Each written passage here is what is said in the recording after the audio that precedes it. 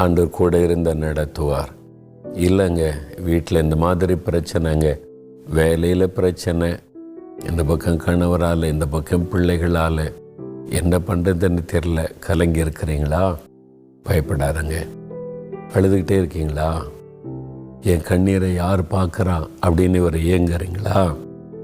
எனக்கு அன்பானவர்களே, இயேசு உங்களை நேசிக்கிறதுனால இன்றைக்கி உங்களோடு பேசி கொண்டு இருக்கிறார். அவங்க மேலே ரொம்ப அன்பு வைத்திருக்கிறார். ஏன்னா அவர் தான் உங்களை உருவாக்கினவர். உங்களை கவனித்து கொண்டிருக்கிறார். தனிமையாக உட்காந்து அழுகிறீங்க, ராத்திரி படுக்கையில் லைட்டெல்லாம் ஆஃப் பண்ண பிறகு உங்களுடைய தலையணையை கண்ணீரினால் நனைக்கிறீங்க. என் கஷ்டம் யாருக்கு தெரியும், யார்கிட்ட சொல்லுவேன்னு சொல்லி புலம்புறீங்க. இல்லை, யாருமே என் கண்ணீரை பார்க்கல அப்படின்னு தனியாக அழுதுட்டு எல்லாருக்கும் மத்தியில் கண்ணீரை துடைத்து கொள்றீங்க.